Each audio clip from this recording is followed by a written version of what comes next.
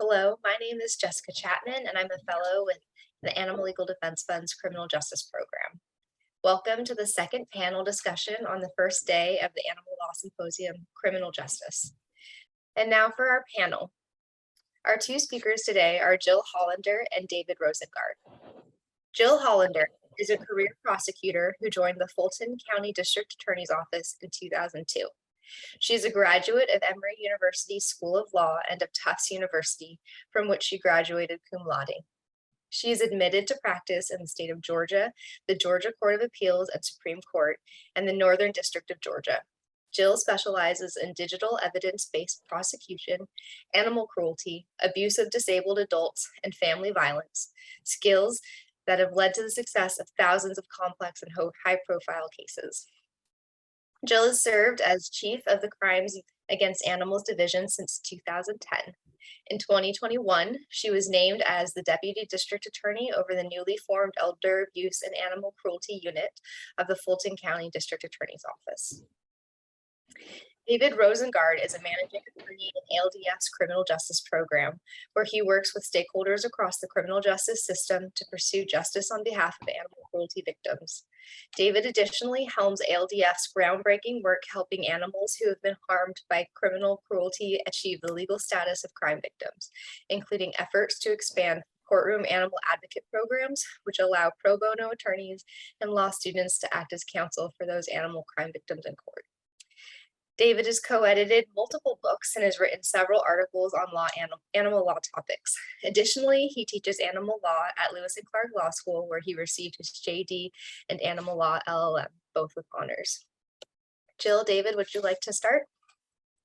Absolutely. Thank you, Jessica. And thank you everyone for joining us. We are delighted to get to talk to you today about an animal's impact, novel approaches to criminal sentencing. And with an eye to being as efficient as possible with our time, we will dive right in. So before we get into the larger portion of our conversation, it's useful to start with an abbreviated timeline of animal protection in the United States, so we know the context we're coming from. And early on, animal protection law in the United States was really about protecting animals as things. This is the era of, hey, that's my horse. In other words, you can beat your own animal, you can abuse your own dogs, cats, horses, what have you, but you can't abuse someone else's animal because that would be a property crime. This begins to shift as we get into, in particular, the mid-1800s, the era, for example, of the rise of SPCAs in the United States. And in particular, in this moment, we see an increasing awareness that especially egregious conduct towards animals is something that should be dealt with, something that's a problem in and of itself. So it seems like torture is something we should look out for era. And then in the modern era of animal cruelty law, we've really reached a point where animal protection law in the United States today is about recognizing animals as sentient creatures and protecting them for that reason. So it's not that animals are protected because they are owned or unowned. It's not because the cruelty against them happens publicly or in private. It's because the animal is a living, feeling creature. They suffer when they're treated cruelly. And we as a society have decided that as sentient beings, animals should be shielded from unlawful cruelty at human hands. So now that we've reached that point as a society, with the caveat that those laws may not be as enforced as thoroughly as we'd like everywhere, but we've conceptually reached that point. The question becomes, okay, how do we do that effectively? How do we effectively protect the lives and interests of animals? And as we're talking about that today, I'd like to present for you a few key frameworks. One is this concept of animal forward jurisprudence. The notion that as we think about our philosophy of law, our way of approaching legal work, we can do that from an animal forward lens. We can do it in a way that surfaces animal experiences, that recognizes those experiences cognizable and weighty, and that rejects an animal-human zero-sum binary. So what does all of that mean? Well, first, an animal forward jurisprudence is about saying, much as modern animal protection law says, Animals are not objects. Animals are living, feeling creatures, and they have experiences. And secondly, that those experiences are something the law can work with and recognize. An incredible amount of what we do in the law is weighing different interests against each other, weighing different experiences, who will benefit and who will be harmed, how much benefit or how much harm will that party experience. And if we know that animals have experiences, we know that they have interests, this is simply saying, great, the law can recognize that and give it weight. And then finally, whenever we talk about giving recognition and weight to the interests of animals, inevitably someone is going to say, aren't you going to say that animals are more than human or equal to human? Are you trying to suggest that animals have the same rights? Will my cat be voting in the next election? And the answer is that that's entirely off point. This approach, this animal-forward jurisprudence, rejects the idea that animals and humans have to all get the same package of interests and rights. It also rejects the idea that recognizing the interests of animals and making those legally significant has to somehow reduce the interests of humans. This isn't an animal over human or human over animal scenario. It's a both and scenario. We can recognize and stand up for the interests of both humans and animals at the same time. The second framework that I'd like us to consider is that of criminal law and criminal justice. And I use both of those terms because I want to be clear that we are talking both about the body of law, the field of law that deals with crime, and we're talking about the system that we have created to enforce that body of law. So criminal law is the legal area, the concepts of criminal law. Criminal justice is the system by which we carry that out. So what and why are we dealing with this? Why do we need to talk about criminal law when we're talking about standing up for the interests of animals through the legal system? When we talk about criminal law, it's important to recognize that in doing so, we aren't just talking about law that deals with harmful conduct or wrongful conduct. There's lots of ways the law deals with harmful or wrongful conduct outside of criminal law. If someone, if you were being reckless and your recklessness results in someone being injured, if you leave a puddle of water in front of your front door and someone slips in it and falls down, that's harmful. It may be wrongful depending on how reckless you were, but it's not criminal. It's a lawsuit, but it's not a criminal prosecution. It would be a matter between you and the injured party.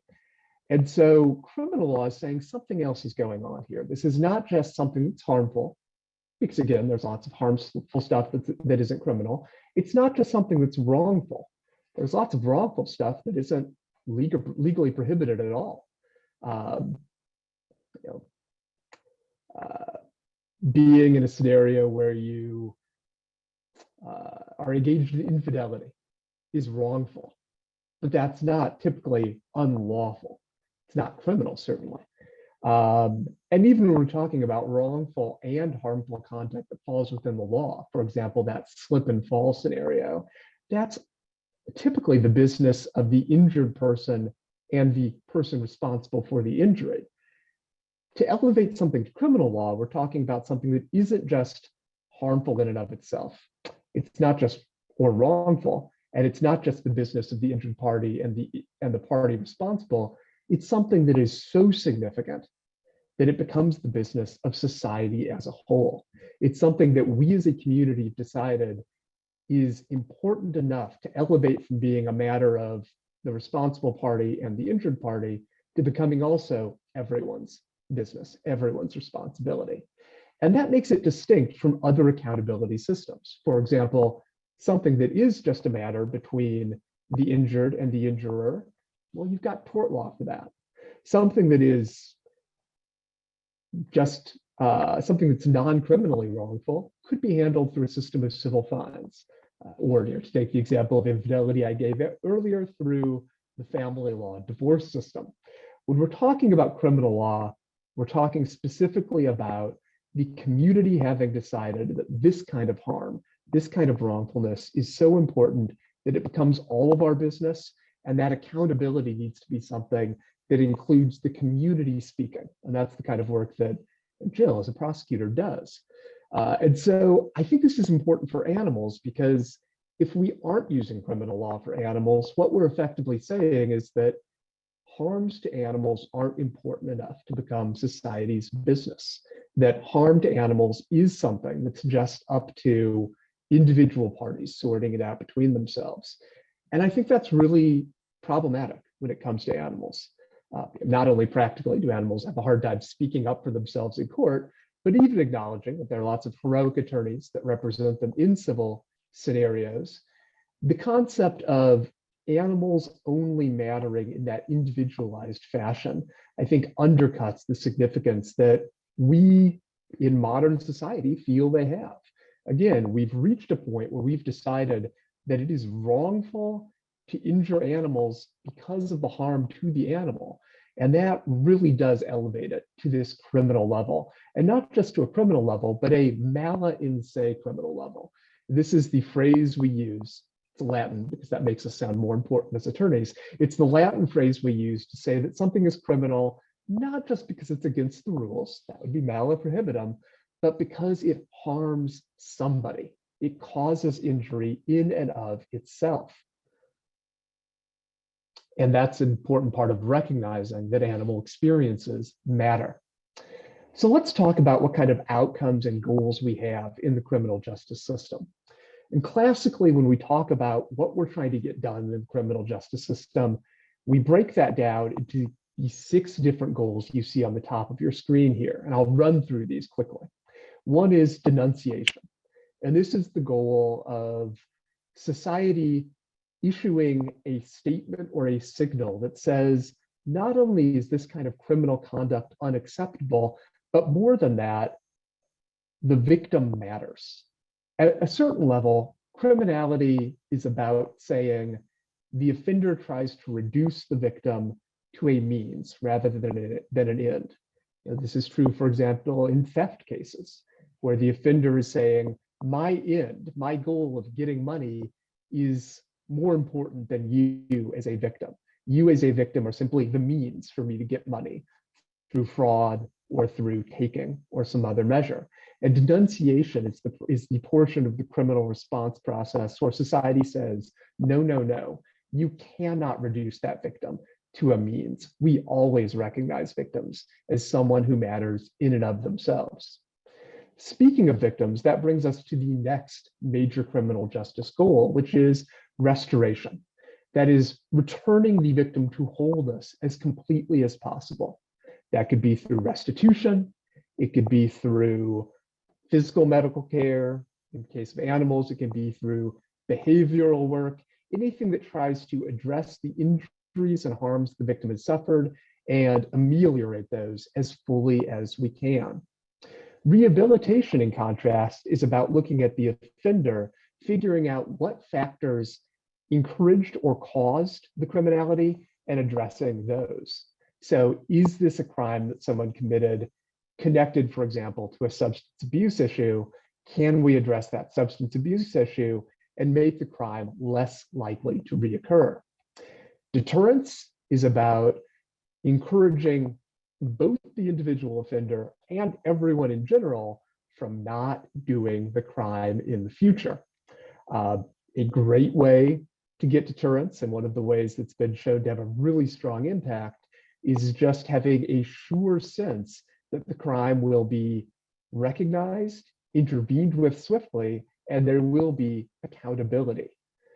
Incapacitation is about raising barriers to the crime being committed in the future. So for example, with animals, a possession ban, a rule saying if you've committed animal cruelty, we are going to make it harder for you to have access to future animal victims, would be incapacitation. Incarceration is a classic form of incapacitation. The difference between deterrence and incapacitation is deterrence is encouraging someone not to do the crime. Incapacitation is making it harder to do the crime. And then finally, retribution is simply the notion that society inflicts suffering or unpleasantness on an offender for its own for its own purposes. It's the notion of inflicting unpleasantness for its own sake as a response to criminality. And it's important to recognize that all of these other goals, denunciation, victim restoration, offender rehabilitation, deterrence, and incapacitation, are probably things that offenders do not find pleasant. If offenders found them pleasant, we wouldn't have to sentence people to, for example, pay for victim medical bills. But the fact that it is unpleasant doesn't make it retributive. Retributive justice is about inflicting suffering for no other reason. And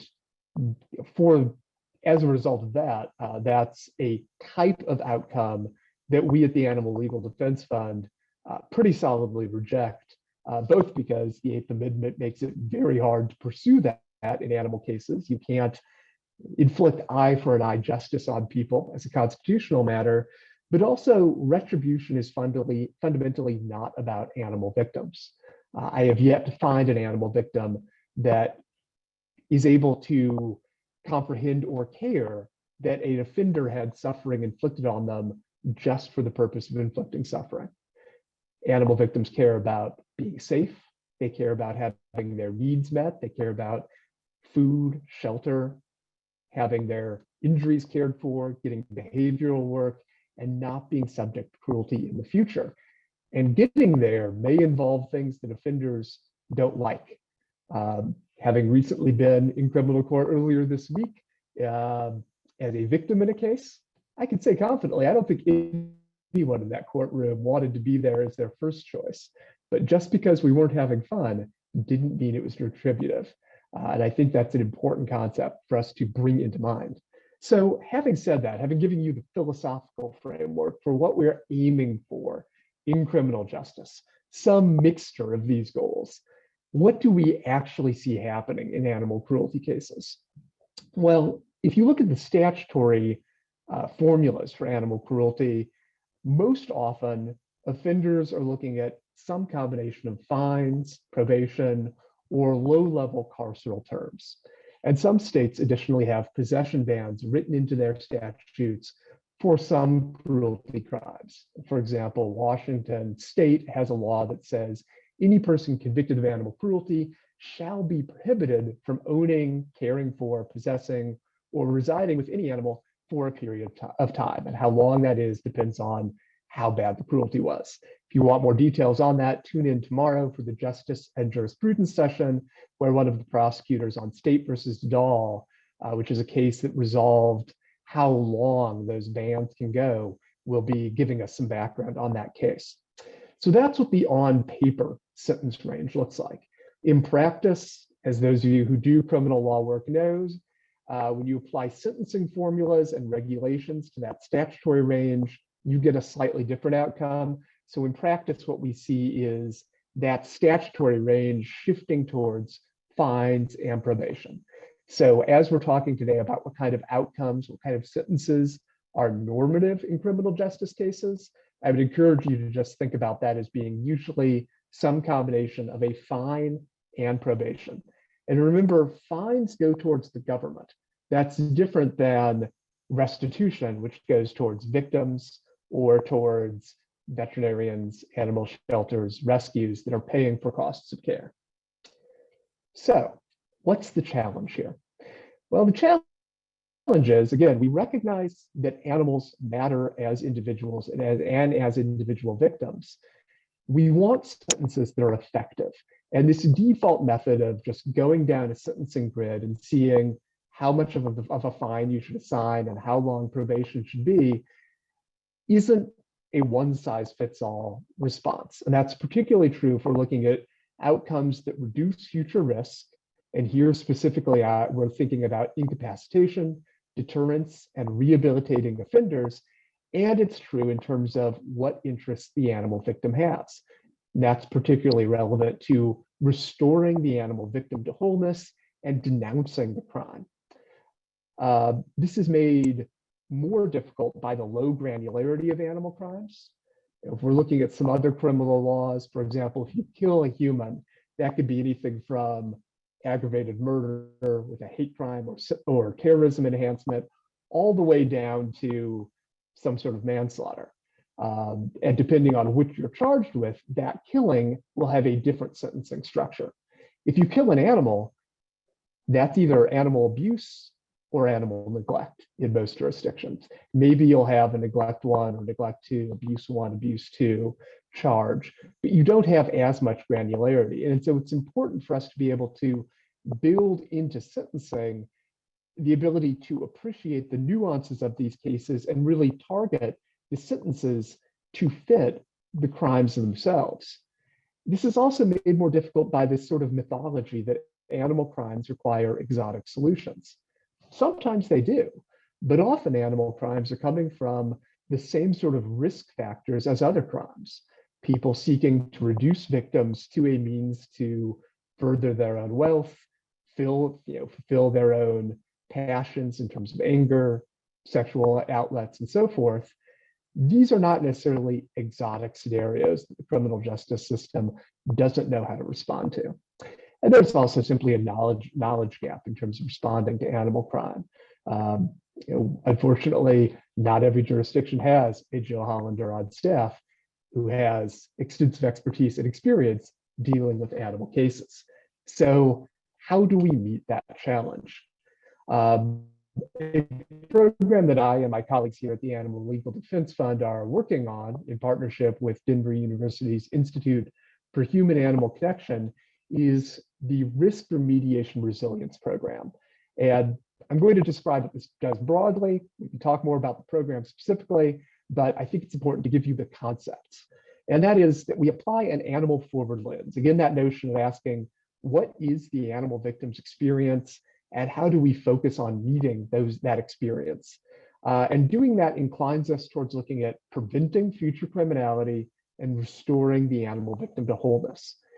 And we do that by working with legal and mental health social work professionals to apply risk assessments to cruelty cases. So a professional methodology to look at what happened and why, and what makes it more or less likely that this animal cruelty will happen in the future, and then connecting that assessment to sentencing that remediates the harms suffered by the animal victim. So really boring down on what do we need to do to try to get that animal back to a place of wellness as much as we can, and that makes communities and offenders more resilient against future cruelty. How do we create a scenario where the entire community and that individual is less likely to reoffend? And I want to give you some case studies to explain what that means, because I think that's a pretty meta concept. It could be hard to really appreciate how that works in practice. So I'm going to give you 3 case examples that all involve similar facts on the ground. And these are the facts. Law enforcement has gotten reports of animal neglect at a residence. And upon investigation, they've discovered 10 dogs. One of those dogs is dead. In the course of investigation, forensic necropsy will reveal the dog died of starvation. 2 dogs were on scene with untreated infected injuries. 3 dogs were on scene with and were severely underweight and parasite-ridden. And 4 dogs on scene meet the minimum standards for health under our applicable cruelty law. We've got 3 different defendants, HH, MM, and VV. Each of these defendants have been found guilty of 1 count of aggravated neglect and 5 counts of basic neglect.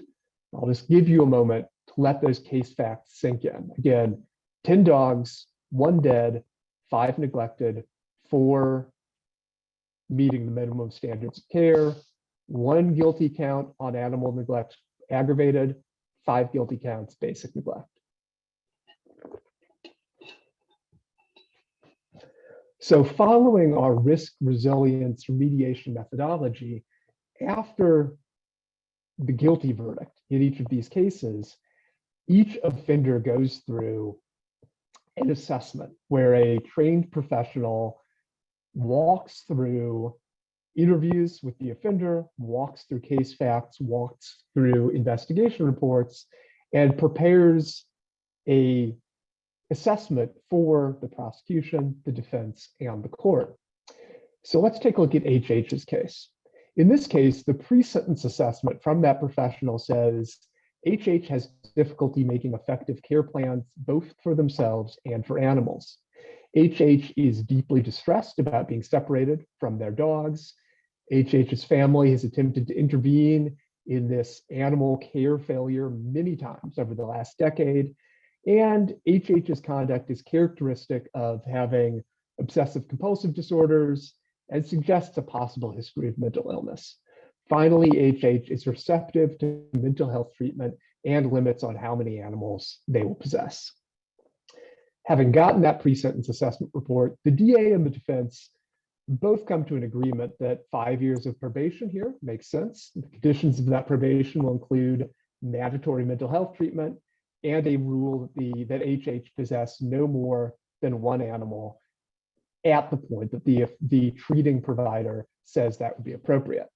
In addition, the DA is arguing that HH should be sentenced to pay the full cost of both physical and behavioral care for the 5 neglected dogs and should forfeit all of the dogs. The defense, in contrast, is arguing that they should just pay the physical care of the 5 dogs and they should be able to keep one of the dogs. So this assessment, this sentencing, as you can imagine, suggests that there's probably what in popular culture we would call an animal hoarding scenario here, a scenario where this is someone who intends to do well by their dogs, but is experiencing a form of dysmorphia that makes it very difficult for them to do that. And it seems likely that they will not be able to adequately care for their dogs. They will not be able to avoid criminal conduct without a mental health intervention. And we know from recent studies of hoarding scenarios that a possible effective treatment methodology could be to allow that individual to have an animal while they're going through treatment. And this may actually make it less likely that they reoffend in the future and more likely that both that individual animal and all animals going forward are treated better by that individual. So in contrast, we've got MM. Again, same case facts, different pre-sentence assessment. Here, the assessment reveals that MM has been, for the last decade, operating a business where they breed specialty dogs.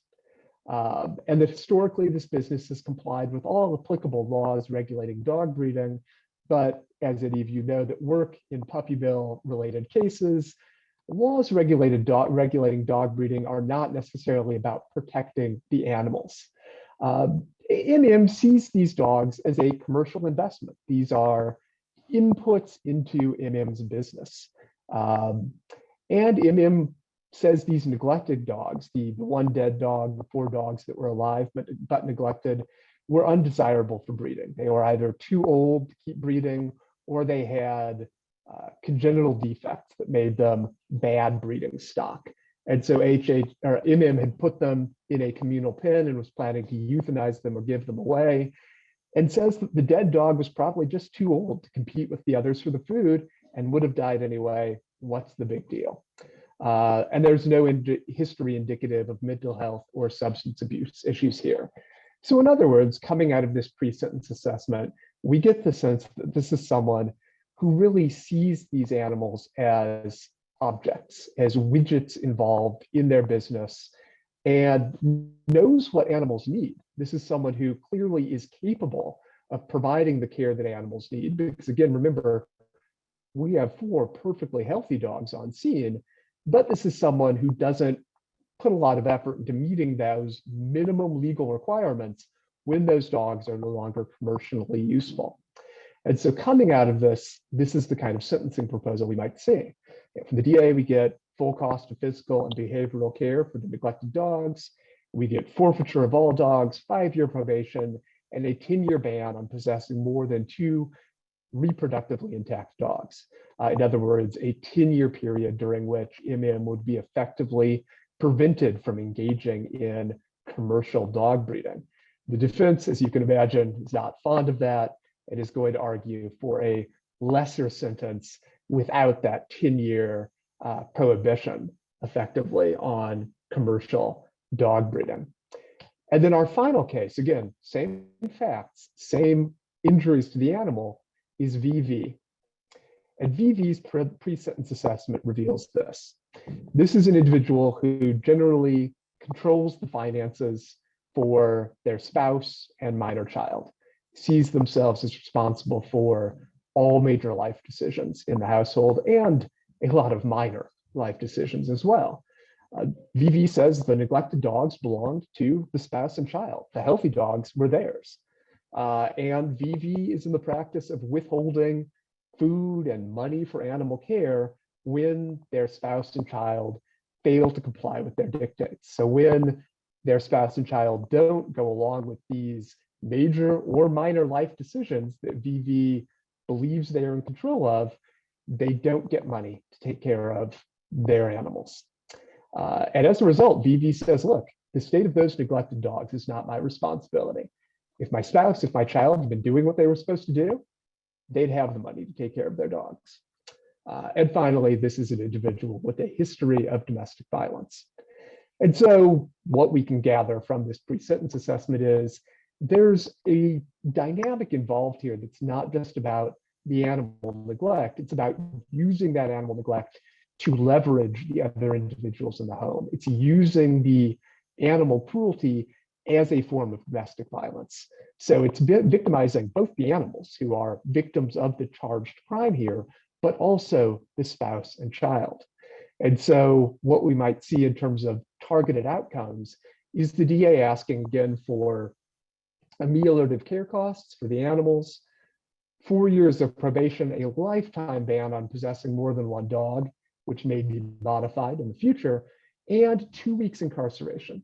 And that last part is potentially important from the DA's perspective because there's a lot of data that shows that even a brief incarceratory period like that provides spouses of domestic abusers a key window to safely extricate themselves from a household without being pursued by the abuser, a chance to get themselves, their child, and animals out safely.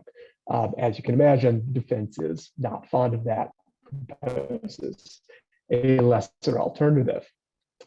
I hope those examples have been helpful in terms of seeing how this kind of assessment process helps us drill down into what is happening in cases and what kind of outcomes can be useful in targeting them.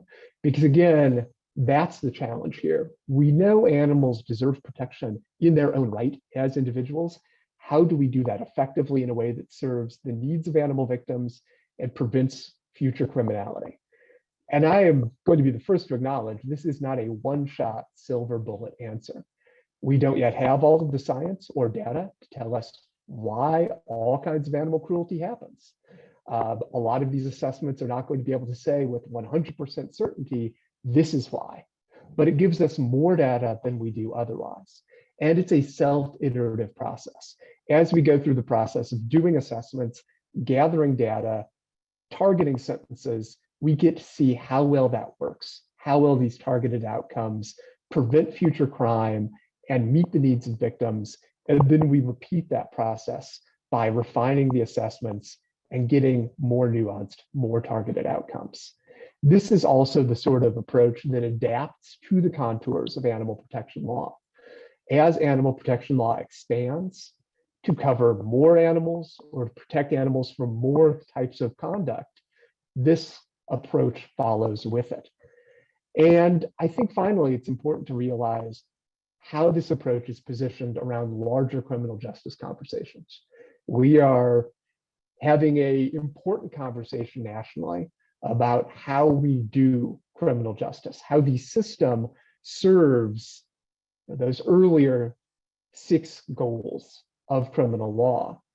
And as we have that conversation around animals, I think it's important to underscore that this kind of approach, asking how do we meet the needs of animals through targeted intervention, is non-retributionist, but it is pro-accountability. There are a lot of things in here that offenders may not enjoy, but that doesn't make it retribution. Again, saying to someone, you have to pay for your animal victims' care may not have been the top of their list. I assure you it's not something MM wanted to do. They were planning to just euthanize the dogs and move on. The dead dog was probably too old. What's the big deal? But we're not doing that to make MM suffer. We're doing it because the animals deserve to get medical care. They deserve to have as good a life as they can going forward. It's a matter of accountability. Or to borrow a phrase from Brooklyn Nine-Nine's Jake Peralta, cool motive, still murder.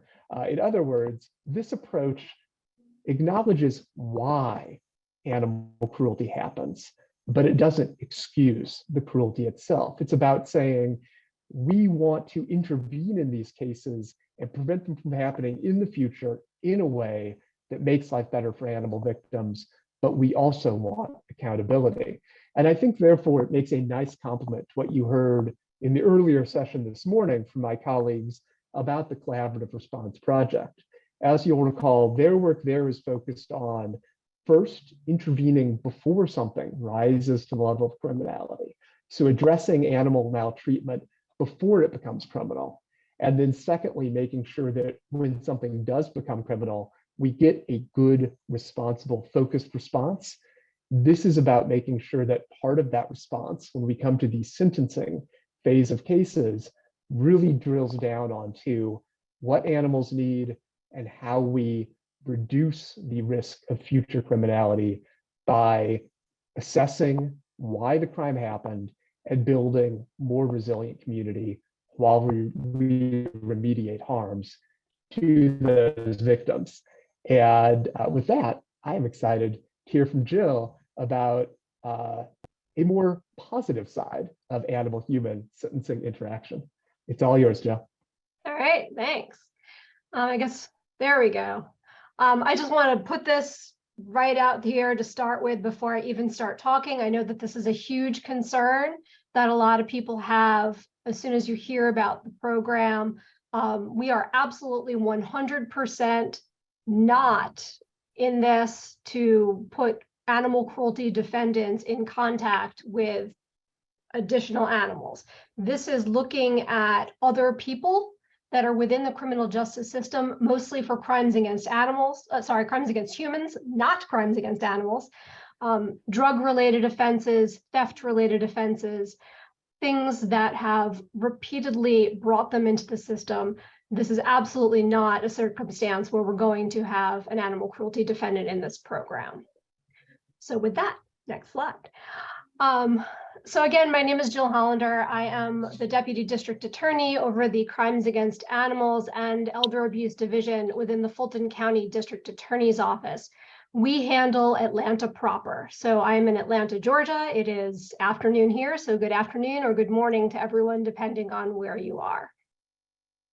Canine Cellmates is a 501c3 that operates here in Atlanta, Georgia. They have existed for quite a while. They existed before the district attorney's office became involved with them.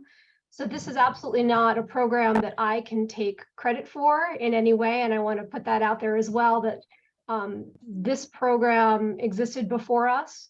However, we did make we've become involved as things had to change due to COVID.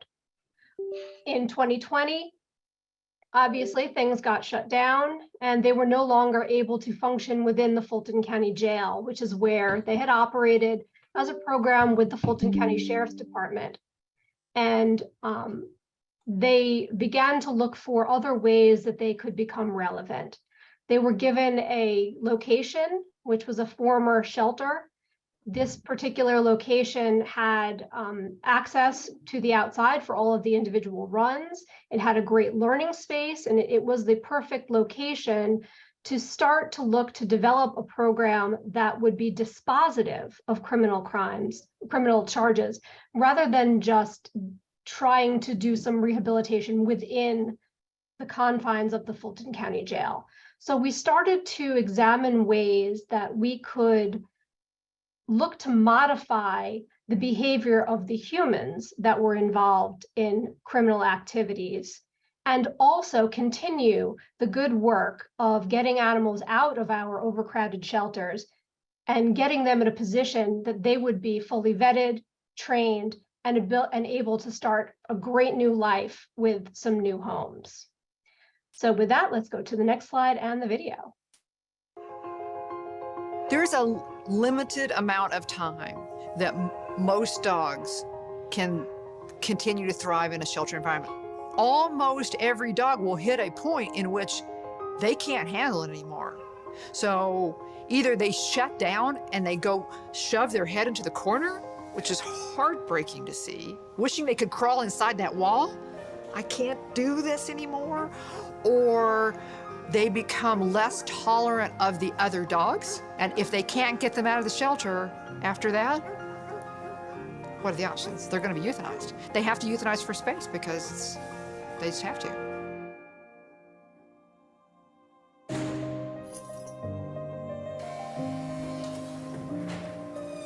We are inside Fulton County Jail. We're about to celebrate our 6th anniversary.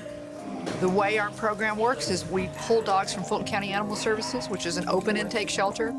We bring them here, we move them into the jail. They live here 24 hours a day with inmate handlers. Because it's a training program, we run training classes 5 days a week, led by our certified trainer, Jeanette, along with training assistants.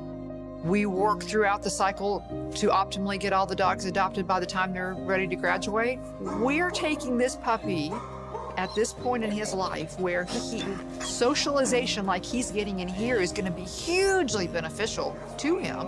And then we will find the perfect ending for his story.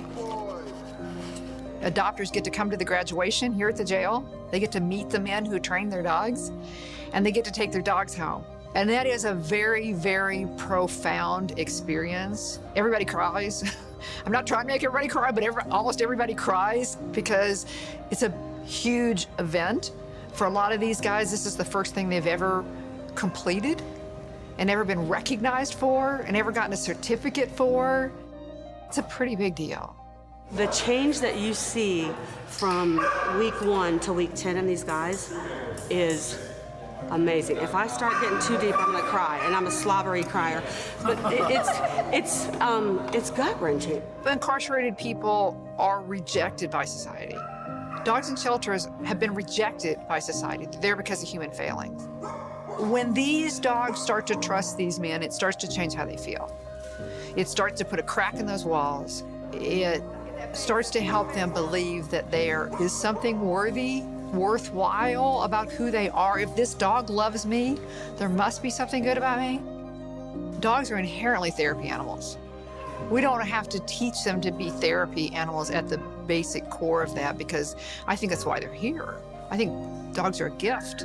My belief tells me that God gave dogs something he didn't give other animals. He gave them the ability to look inside a human being and find the good that exists in there.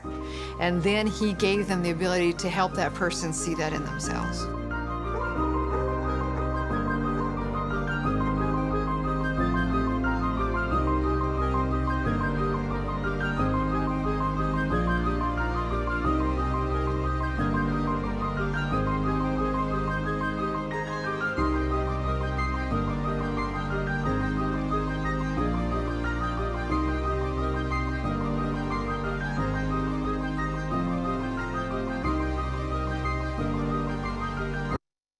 Perfect.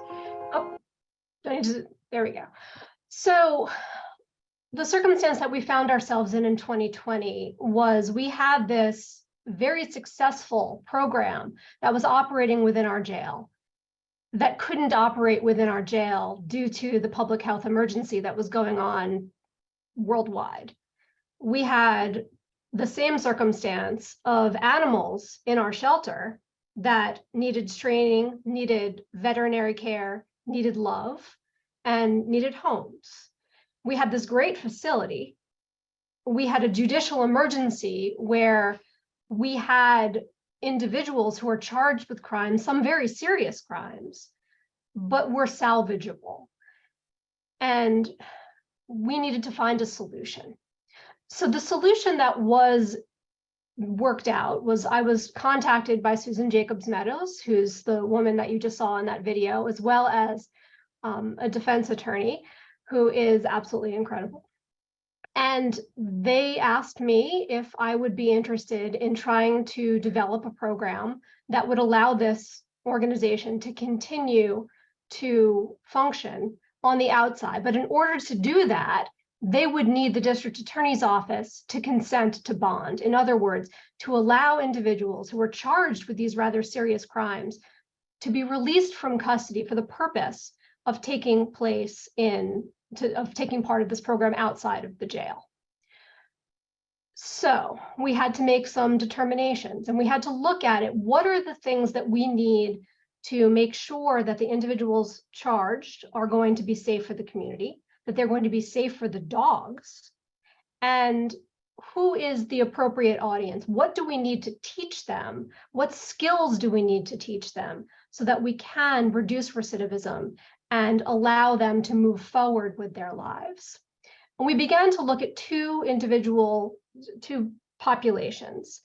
And I realized that the audience that I'm talking to is not necessarily legal and certainly not from Georgia. So when I use the word recidivist, this is the statute that I'm referring to. It's OCGA, which is the official code of Georgia annotated, 1710-7.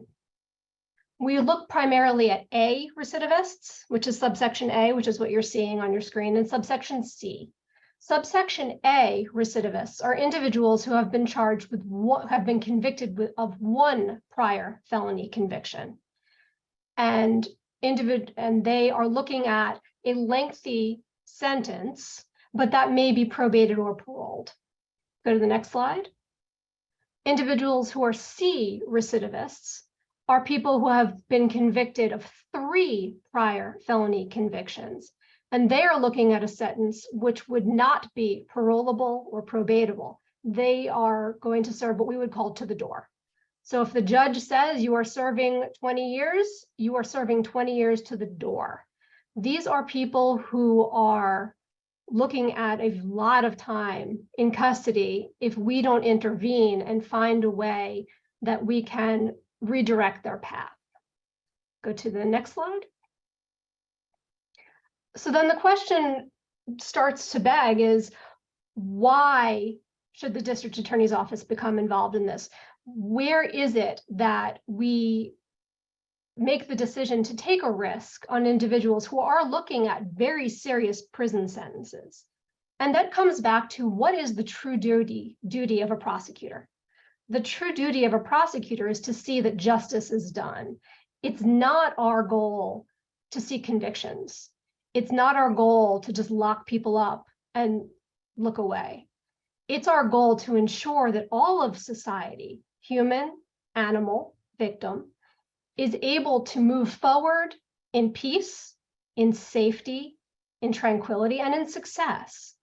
And there are circumstances that we found ourselves in that we cannot change. I cannot change the fact that there are animals in our shelter. I cannot change the fact that there are animals that have been neglected by society, that are forgotten. And that's what led them to be in our shelter. As much as I would love to wave a magic wand, I can't change that fact. In the same sense, I can't change the fact that there are human beings out in our society that, for whatever reason, have been placed on a path that has led them towards criminal behavior. This can be an addiction, this can be mental illness, this can bring upbringing, lack of opportunity. All of these things kind of coincide together. They crash together and create the circumstance that we find ourselves in. So it's become my job to try and find a way to better both the animals and the human beings so that both of them can save each other. And that's what this program does. Susan Meadows has devised a curriculum which deals with parenting classes. It deals with drug and alcohol rehabilitation, psychiatric treatment if needed, job skills, financial skills. A lot of these individuals that we found as we've been working through this for the past 18 months don't have a bank account. They wouldn't know how to handle their finances appropriately. It's the little skills that we can offer that put you on a path. But what's most stunning and the most important thing that we found is that positive reinforcement, in the same way that we train animals with positive reinforcement, teaching that to people works as well. We found that a lot of the individuals that are in our program really haven't had anyone who says to them, good job, or I'm proud of you. And what do we know about dogs? They are nothing but unconditional love. If you go to a dog, no matter what kind of crap day you've had, whatever's going on in your life, you walk in that door and that tail is wagging, and you can't help but smile when you see that. Offering people the opportunity to interact with an animal that doesn't judge you, that doesn't talk back, that loves you, that is excited to see you, and that is completely dependent upon you. Because if you don't show up for the class, your dog doesn't get to interact, your dog doesn't get to play. And having that dependent upon you is really a motivating factor. So how does this work? We are looking for high risk, high need. Those A recidivists, the C recidivists. I'm not looking for somebody whose first contact with the criminal justice system. I'm looking for somebody who has tried over and over and over again, and for whatever reason has failed. I'm looking for somebody who is on a bad path, but is looking for a way to break free of it, but may not be able to. Maybe it's the situation that they live in. Maybe it's what's surrounding them. Maybe they don't have the job skills, or maybe they just don't have the skills themselves, the interpersonal skills, to walk away from a situation that has led them to a violent interaction. What we learned through working with the dogs don't respond to yelling. Dogs don't respond to frustration. You have to talk calmly, quietly. You have to be positive. And by working through positive reinforcement with the animals, the people start to internalize that, and they're able to use that to work better within their circumstances and within society. So how do they come to us? They are generally referred by another assistant district attorney. Someone within my office will call me up and say, hey, can you take a look at this particular case? Do you think that this defendant would be appropriate?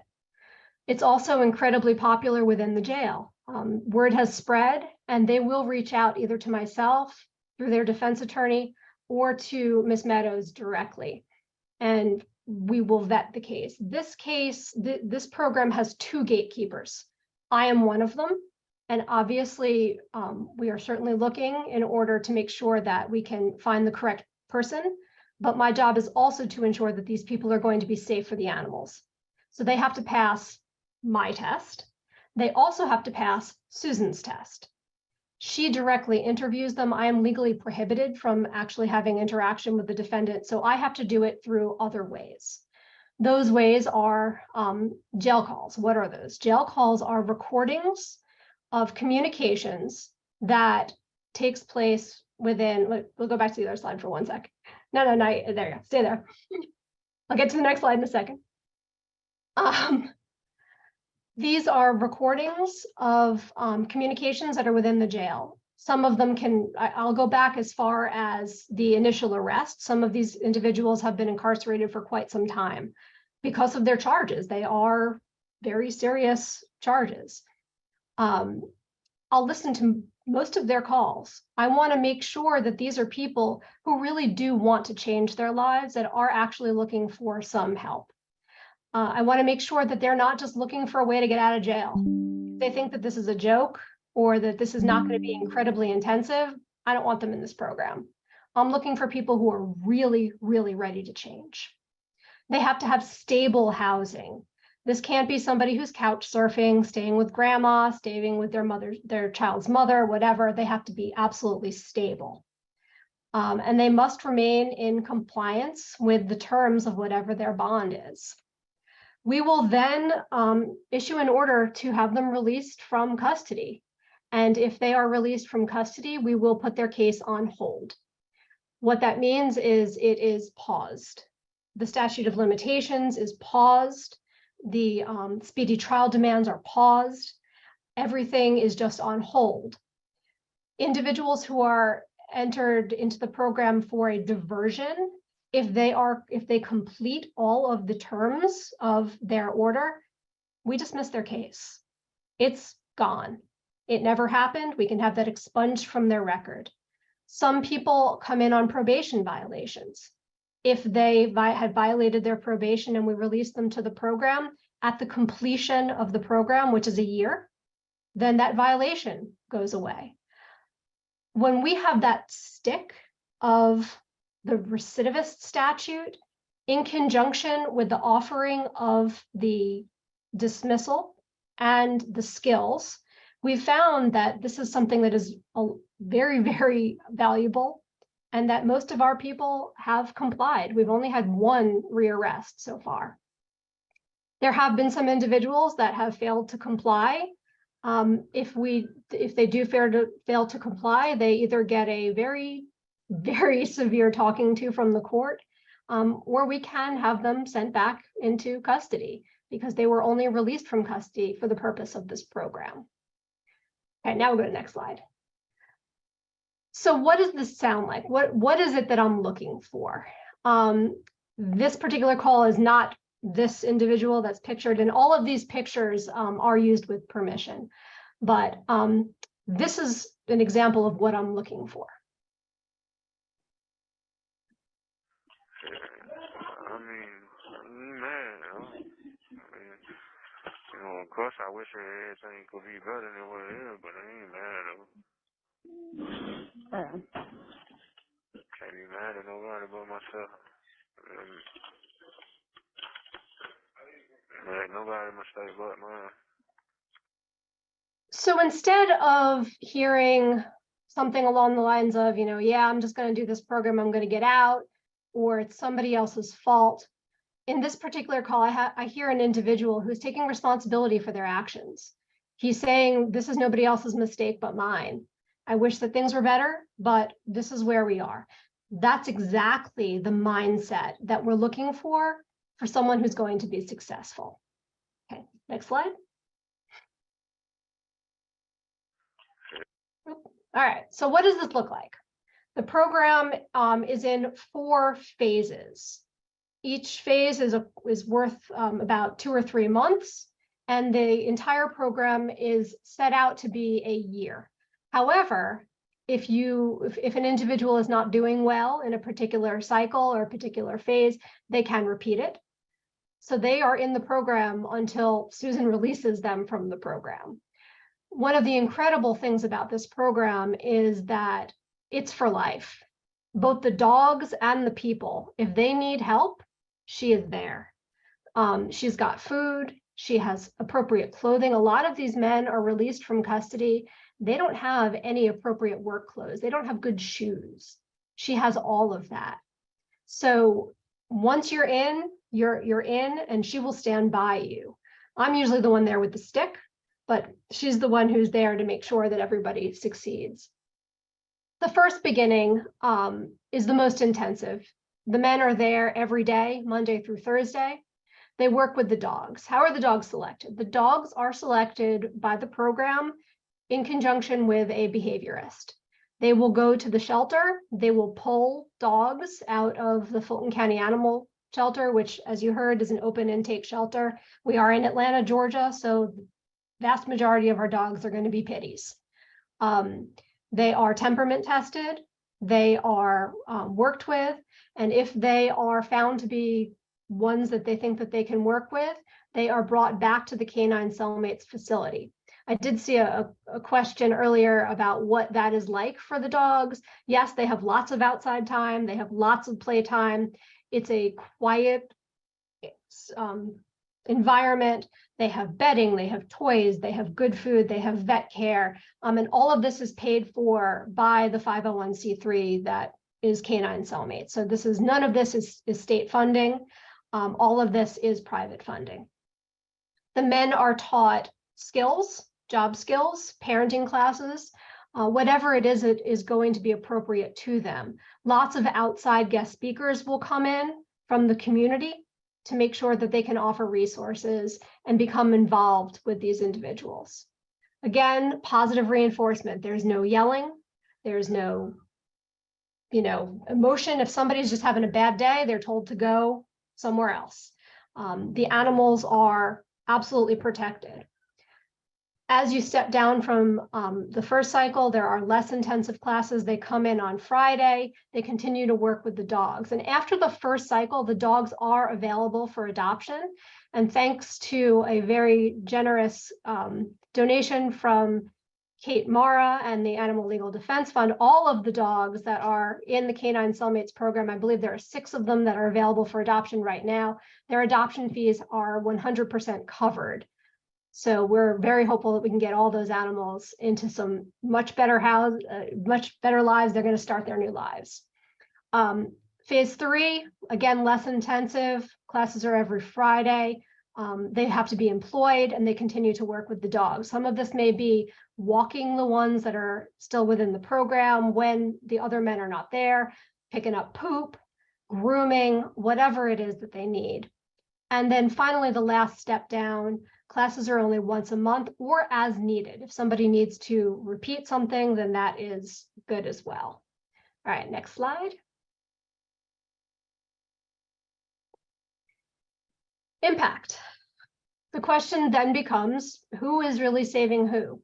Is it the program saving the dogs, or is it the dogs saving the people? I think that that's a very hard, tangled web to even figure out. I think they save each other. We see dogs that when they come into the program initially, they are in very bad need of vet care. They are nursed back to health. They are shut down. They're sad. And when they are done, they are smiley, happy little wiggle butts. And they go on to amazing lives. Each man within the program is a universe. It's obviously the individual themselves, but their families, their children, and all of the lives that that individual man touches can be restored by restoring the individual. And not only do we restore the family and we put that person back in contact with their children, their loved ones, their family, but we have a very, very important side benefit, and that's teaching compassion for animals. When these men go back into the community, they go back into the community with the good word of positive reinforcement. They're going into circumstances where dogs live outside and maybe you throw them some scraps. But now they've come back with the knowledge and the skills of appropriate human-animal interaction, of teaching that dogs do not belong in the backyard where nobody pays attention to them. All of these things allow them to become messengers of animal love back into a community that honestly I can't go to and preach. I'd love to, but the message would not be received from me. We have increased employability. Everybody knows animal care is a very lucrative business, and these men now have those skills. We had a local dog park that needed some people to just kind of monitor, make sure that the dogs were not getting into fights with each other. They hired, and it worked out quite well for some of them. Maybe not so well for one of them because he didn't really show up, but that's another story. Lower risk of recidivism. When we give people skills to stay out of the criminal justice system, we don't see them again. And that's a huge goal. I already mentioned the lifelong support that the program offers and the benefit to the county being the reduction of costs. Every day in Fulton County, we're outsourcing individuals to other counties at the cost of $40 a day. It's expensive. The cost of housing an animal in our shelter is expensive, veterinary care. And then the more expensive cost is me. The court fees. How much does it cost to have a judge, a prosecutor, a public defender, a court reporter, the security of the building? All of these things are very expensive. And by trying to bring people out of the criminal justice system, we save the system a significant amount of money. Okay, next slide. Hold on one sec before we hit play. one of the biggest things that we're looking at when we have this program is teaching people to be introspective, that it's okay to be vulnerable. Like I mentioned before, that dogs don't judge you. You can go, you can talk to the dog, you can tell it whatever it is that you need to do. And allowing yourself to be vulnerable is a huge part of growth. And that's what we see here. Hi, I'm Jason, and I'm an addict. And I'm gonna let you know that as an addict, it's hard to let go of whatever it is that drives us at the time, or whatever seems to be in control. We start sacrificing everything we own, our belongings, our time, our souls, and our minds. And when there's nothing left and none of it belongs to us, we look at others like theirs doesn't belong to them. Families become distance, enemies become friends. Now, confiding in those of given a choice would not be chose, but amongst them finding similar secrets, keeping that area which is better off remaining closed. But how honest can you be if you lie and you're the only one who sees? How do you know that you're good enough when you're the only one to please? You couldn't tell me what it was because I remember what I felt. It was two things. One was free, two, numb. A freedom from everyone and everything that seemed at the time like it seemed every time. Like I'm momentarily not Jason, I'm just some guy that's blind and deaf and can't speak because I continue getting high, but leaving it all behind like choices and consequences, regrets, days and weeks passing, hiding out in abandoned houses and basements and bathrooms and attics.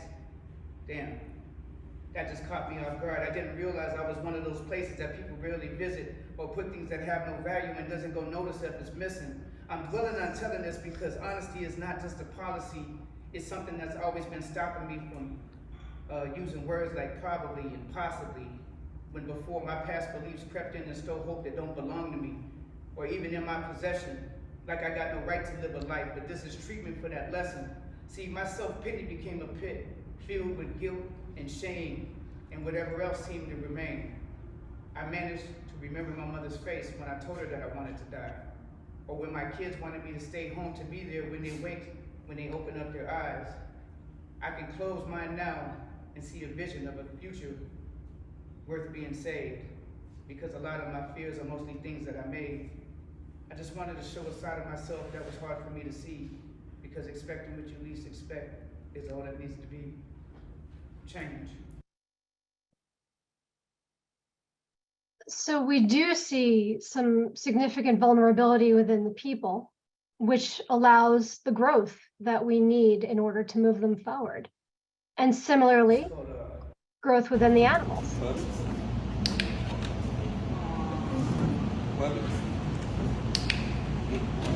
Oh, good boy. I love Publix.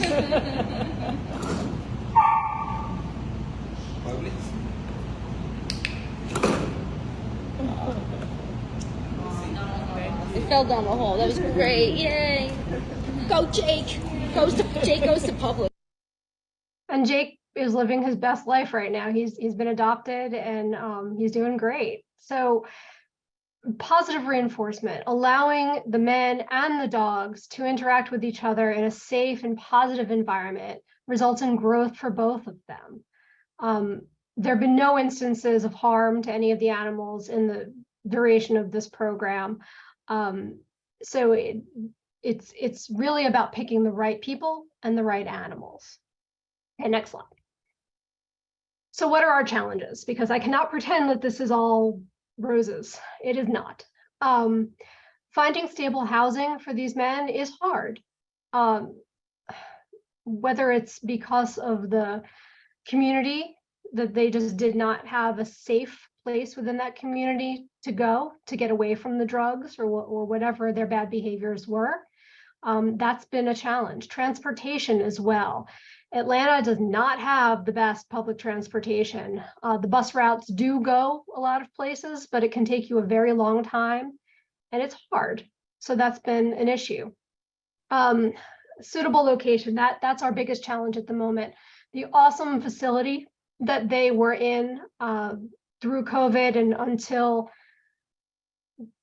January of this year, unfortunately, the landlord who held that lease has decided to build townhomes. So they were displaced from that location. They moved to another location in January, and 2 weeks ago, unfortunately, they were told that that landlord was going to be tripling their rent.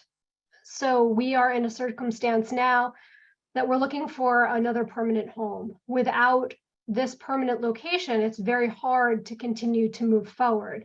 I can't in good faith release people from custody without knowing that they're going to have the supervision that we had designed within this program. So we are in a little bit of a stall. We've got 3 people currently enrolled in phase 1, but that's not the 20 that we had wanted. 3 people means 2 dogs. 20 people means 10 or 11 dogs. So the more people I can have, the more dogs we can pull from the shelter. There are too many dogs that are in our shelter that we would love to offer this new life to. So we'd love to be bigger, but in order to be bigger, we need to find a suitable location, which due to Georgia law needs to be zoned heavy industrial, as well as on a bus line or a train line, so that these men are able to get there easily and participate. And finding that location has been a bit of a unicorn. But we're not giving up hope. I'm not ready to let this go. This has changed too many lives, and I really want to see it continue. So we're going to work hard to make sure that we can find that location to keep it going. Next slide. Like I mentioned, there are still some dogs that are fully vetted, spay-neutered, trained. They're all housebroken. They're ready for you to come and get them. So anybody here who's looking for a new best friend, the website is right there. And I would really encourage you to take a look at the available dogs that are there. And again, thank you to ALDF and Kate Mara for sponsoring the adoption fees for those dogs. Let's get them to new homes so that we can get some more dogs out of the shelter, train them, and get them to new homes as well. And that is all I have. My email address is there. If anybody has any questions that you want to ask me offline, feel free to shoot me an email. If anybody is in Atlanta and has some heavy industrial property that wants to make a donation or some cheap rent, let us know. We definitely would need your assistance to keep this going. Thank you so much, Jill and David. We are just about out of time, so I'll have one question for each of you, but for the questions that I wasn't able to address during the presentation, everyone can send your questions to events@aldf.org, and then we can get back to you on those one-on-one. So I think you did answer a lot of the questions during the presentation, Jill, and appreciate I was trying. One question that came up was whether women are eligible for this program. Right now, no. We just didn't have a good way to work within that dynamic. When you start to introduce the men, women, sexuals, it just wasn't a dynamic that we were going to go with. The greatest need right now was with men. I would love to do a section with women, but right now we're just dealing with men. And there are programs elsewhere in the country, similar programs that do involve women offenders. There are programs that involve cats instead of dogs. I think there's something really special about Canine Cellmates in terms of how robust the curriculum is and how it really does work to connect good outcomes for both animals and humans. And ultimately, I know Jill and I have grand schemes to see this expand beyond Atlanta. But first, we need to make sure that it has a place to continue in Atlanta. Thanks. And I'm going to combine 2 questions because they're both related to the concept of the link. But the first one is, can you give your perspective essentially on the graduation hypothesis? Is it that people who may hurt animals tend to then hurt humans, or is there rather a correlation?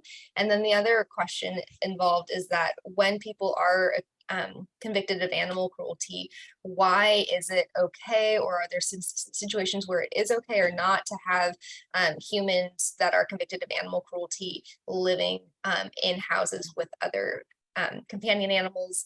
What are your thoughts on that? Sure. So there's been a lot of study on the link. That's the term used to describe the relationship between human on human and human on animal violence. And as that study continues, and that's still a very live field of study today, we've gotten a better picture of what's actually happening. So there was a period where people really thought the graduation hypothesis that Jessica was describing was the answer. This notion that people start out as children abusing animals and then they grow up to be serial killers, and that this was a formulaic, inevitable outcome.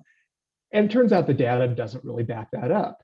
Instead, it's a correlation, it's a relationship. And I think, sparing you a lot of details on a social science, psychological data level, this is how I would describe it. Humans who tend to engage in violence don't necessarily restrict that violence to just one target or just one species. So if you are someone who responds to, whether it's anger, whether it's being angry and using violence, whether it's using violence as an instrument to get what you want in other ways, there's not necessarily going to be a reason for you to only do that to one individual human, or only do that to humans versus animals. So there is a relationship, but it's not a formulaic relationship. And we certainly see scenarios where people initially engage in violence against humans and then engage against violence against animals, back and forth. I think it's worth being aware that people who engage in violence don't necessarily restrict that violence to just animals or just one target. It's also worth paying attention to the violence against animals on its own merits, because we shouldn't have to protect animals just because it might be better for humans. We should protect animals because animals deserve to be protected. As for the other part of your question, why is it okay for people who are convicted of animal cruelty potentially to live with animals? That really gets back to something that I was talking about in my section, which is a conviction of animal cruelty can cover a lot of different kinds of conduct. So for example, someone could be criminally cruel to an animal because they are simply ignorant of the animal's needs, because they are reckless in terms of the resources they make available to the animal, because they enjoy maliciously watching the animal suffer. All of those are going to imply different things about that person's ability to care for animals in the future and their likelihood of reoffense. So for example, I'll use ferrets as an example because I had rescue ferrets earlier in my life. They're delightful creatures. If you've got female domestic ferrets who are sexually intact, they are unspayed, and they go into heat, they don't come out of heat until they have sex. And they can eventually develop fatal anemia. Most people don't know that because that's a pretty unusual way for animal bodies to operate. And so it's perfectly possible for a ferret owner with a non-spayed female ferret to have their ferret suffer and potentially die from anemia, and that person to have caused that criminal cruelty out of ignorance. And it's still criminal because it's reckless to not know what you need to do to take care of your animal. But I would say if you can come up with a sentence that educates that person about what their ferret needs, assuming they loved their ferret, they are heartbroken, ferret suffered, they want to do everything possible to get that ferret care in the future, that's someone who would be at low risk of reoffending if they were to live with an animal in the future, versus someone who is torturing ferrets for their own sexual gratification, for example. That's someone I would be more concerned about living with a ferret in the future. Thank you so much.